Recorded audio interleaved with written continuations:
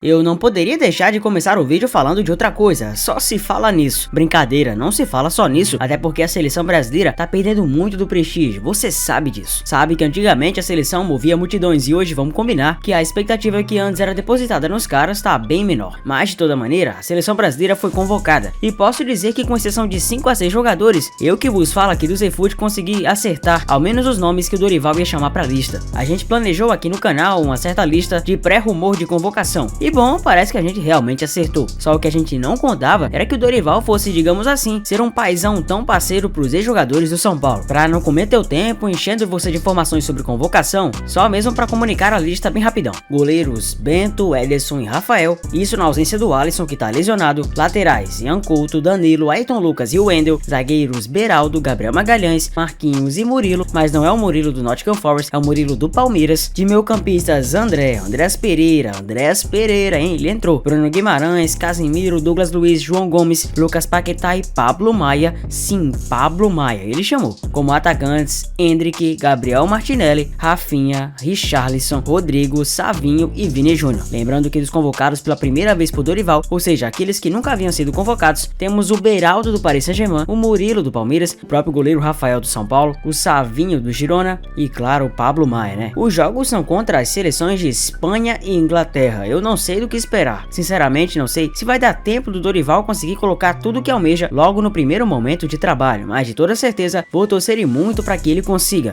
O cara, vamos combinar, é inteligente, tem boas ideias. Só achei a convocação meio mirabolante, né? Minha opinião apenas de criador de conteúdo, mas cada um tem sua maneira de ver as coisas. Quem sabe até dê certo, porque certas convocações do Fernando Diniz foram boas e a equipe não jogou nada, então não necessariamente convocação adianta. Porém, lembrando que além do Alisson, como eu falei no início, Neymar, Matheus Cunha e o próprio João Pedro acabaram não entrando na lista por problemas relacionados à contusão, ou seja, estão lesionados, pois afinal de contas os 4 provavelmente entrariam nessa lista. Dito isto, vamos para as notícias principais não referentes à seleção. Assunto batido.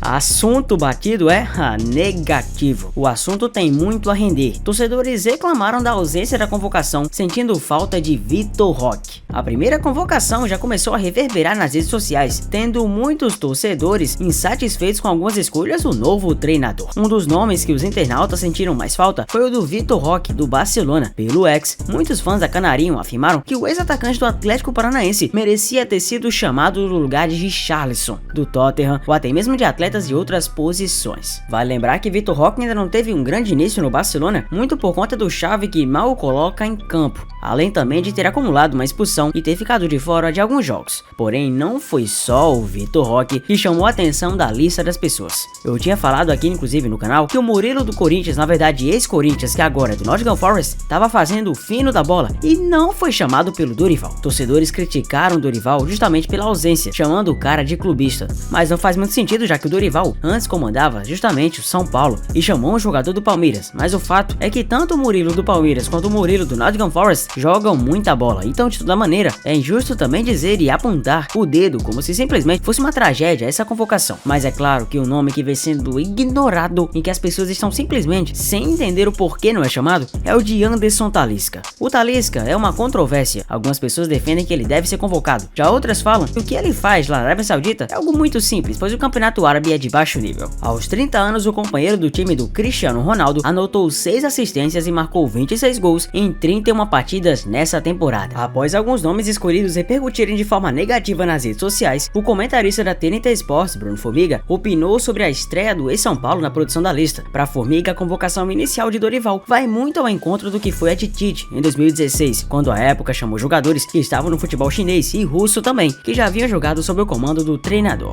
Nas palavras de Formiga, o Tite fez a mesma coisa, já que na sua primeira convocação chamou 7 nomes que atuavam no Brasil e resgatou outros que ele conhecia. Quase todo o treinador vai na bola de segurança. Dorival seguiu o mesmo caminho, ele disse. E ao falarmos de seleção brasileira, é quase que óbvio que não tem como não citar o Neymar, o cara simplesmente mais procurado dentre todos. Pois bem, Dorival realizou nesta sexta-feira uma coletiva além da convocação, ainda em processo de recuperação de lesão no joelho sofrida no ano passado. Durante a partida das eliminatórias, Neymar foi mais uma vez vez ausência na lista. No entanto, o treinador da Canarinho fez questão de afirmar que o camisa 10, assim que estiver em condições de jogo, voltará a ser convocado normalmente. Neymar também está sendo monitorado. Ele está tentando acelerar esse processo, lesão complicada. Ele sabe da importância dele, com certeza fará de tudo para estar o mais rápido possível com a gente novamente. Neymar está atualmente no Al Hilal, na Arábia Saudita, clube ao qual chegou em agosto de 23. Contudo, ele participou de apenas 5 partidas pelos sauditas, antes de sofrer a grave lesão no joelho. A expectativa de volta ao atleta é a partir de abril desse ano. Vale lembrar que Dorival já trabalhou com o camisa 10 brasileiro no Santos em 2010. Realmente vai acontecer. Flamengo e Red Bull Bragantino se acertam em valores pelo zagueiro Léo Ortiz. O rubro-negro deve pagar cerca de 8,5 milhões de euros pelo defensor do clube paulista. Caso consigam destravar o que resta falta, o defensor vai assinar até o fim de 2028. A informação foi confirmada por Monique Danello e Ricardinho Martins da TNT Sports Brasil. Apesar do clube paulista ter pedido 9 milhões de euros inicialmente, as duas diretorias chegaram a um acordo pelo valor de 8,5 milhões de euros. O que está travando a assinatura é o fato de que o Red Bull Bragantino gostaria que ele atuasse nos 2 jogos contra o Botafogo pela pré-Libertadores, mas o Flamengo e os representantes do jogador não querem. Essa negativa seria porque a janela de inscrição fecha no dia 7. O Braga se garante numa brecha no regulamento que daria para inscrever depois, mas Flamengo e staff do jogador não querem. Parabéns para o Fluminense. O Flusão se sagrou campeão da Recopa Sul-Americana nesta quinta-feira 29, ao bater a LDU por 2-0 no Maraca e se vingou da equipe equatoriana pelos anos de 2008 e 2009. Além disso, o tricolor colocou o Brasil ainda mais isolado no número de títulos do torneio internacional. Com a taça levantada por Diniz e companhia, o futebol brasileiro chegou ao seu 13º título da Recopa, deixando a Argentina, que tem 10, ainda mais para trás. Equador 3, Paraguai 2, Colômbia, Chile, Peru e Uruguai, cada, terminam a lista. Dos países que já disputaram um torneio, apenas o México não conquistou nenhuma vez. Vale lembrar, é claro, que a Recopa Sul-Americana foi criada em 1989 e não foi disputada entre os anos de 1999 e 2002, voltando apenas em 2003 a ser jogado anualmente. A seleção argentina divulgou os convocados para os próximos jogos da data FIFA. Nesta sexta-feira 1, Lionel Scaloni anunciou os 26 jogadores chamados para os duelos contra El Salvador e Costa Rica, que ocorrem nos dias 22 e 27 de março. Craque do Inter Miami e herói do tricampeonato mundial, Lionel Messi está entre os selecionados pelo treinador. A única novidade da convocatória é Valentim Barco, de 19 anos, destaque do Boca Juniors na Libertadores 23. O Messi se transferiu para o Brighton, na Inglaterra. Outro nome importante é o Didi Maria, que já anunciou sua aposentadoria da seleção albiceleste após a disputa da Copa América. A Argentina, vale lembrar, lidera as eliminatórias sul-americanas para a Copa do Mundo de 2026 com 15 pontos em 6 partidas. Os 2 amistosos dessa data FIFA, a última antes da Copa América, ocorrem nos Estados Unidos, um dos países sede do próximo Mundial. Os hermanos encaram El Salvador na Filadélfia e a Costa Rica em Los Angeles. O São Paulo vem repatriando ídolos ao longo dos últimos anos. A gestão do presidente Júlio Casares aproximou alguns grandes jogadores que fizeram história no tricolor e retornaram. Um exemplo é o zagueiro Miranda, que voltou ao time do São Paulo em março de 21, sendo o campeão paulista naquela temporada. O jogador se despediu em novembro de 22 e encerrou a carreira. Outro que retomou foi o meio-atacante Lucas Moura. Campeão da Sul-Americana em 2012, ele voltou ao São Paulo na última temporada e foi campeão da Copa do Brasil, título inédito para o tricolor. Sendo assim, Casares mostra que olha para os ídolos e grandes jogadores que passaram pelo São Paulo. É o caso do meio-campista Casemiro, atualmente titular do Manchester United.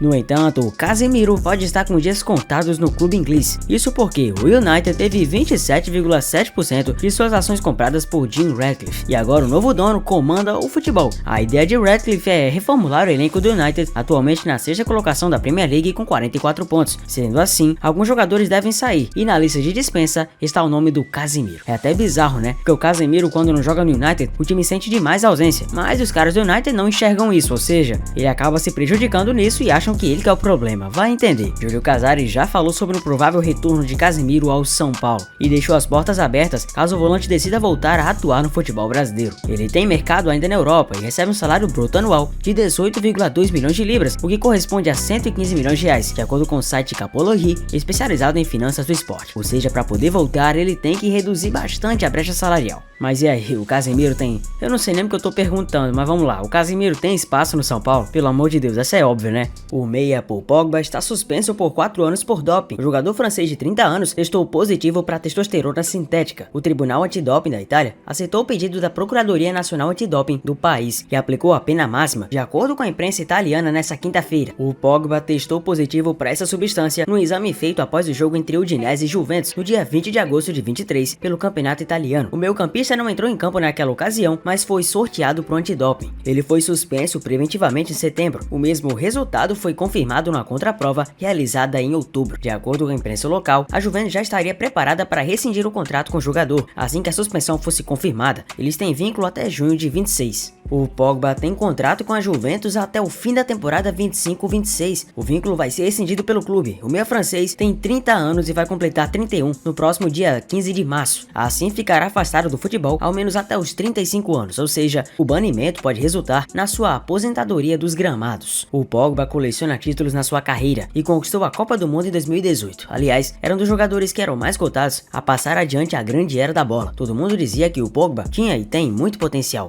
para ser um dos melhores meias de sua geração. Talento ele tem, e isso demonstrou desde cedo. Só que porém, desde que entrou no Manchester United, Pogba nunca mais conseguiu ser o mesmo. As atuações brilhantes de antes, que simplesmente irradiavam no mundo da bola, simplesmente não existem mais. E agora, simplesmente banido, a tendência é que o Pogba fique cada vez mais fora de forma, desanimado com a vida, claro, desanimado com o futebol, e não traga o mesmo retorno de antes. É natural. Afinal de contas, lidar com uma situação dessa definitivamente não é fácil. Ainda mais pro Pogba, que tinha grandes aspirações do futebol moderno. Muita gente até associa ao que o irmão do Pogba fez. Afinal de contas, se você não lembra, na véspera da Copa de 22, o irmão dele teria supostamente feito uma espécie de mandinga pra ele, uma espécie de magia, segundo o que as pessoas diziam, pra tentar azarar o próprio jogador. Aquela briga de irmão que, digamos assim, acabou surtindo na mídia. Mas não dá pra também afirmar que foi exatamente por isso que as coisas acabaram acontecendo, até porque a consequência dele de usar o doping, e claro, substâncias como a EPO, que é a eritropoetina, uma substância que configura o próprio doping, isso não foi culpa do irmão, foi exatamente culpa dele. Não podemos dizer que Pogba não teve oportunidades, ele teve, tanto que voltou e regressou à Juventus, equipe em que foi realmente muito feliz. Porém, mesmo voltando à Juve, ele nunca mais foi o mesmo cara, e a Juventus também nunca mais foi a mesma equipe. É claro que o doping vai pegar pesado pra Pogba, e é difícil que ele tenha novas e outras oportunidades no futebol europeu, haja vista que sua imagem tá simplesmente manchada. Vai ser difícil algum clube dar oportunidades pro Pogba, mesmo que a gente saiba que ele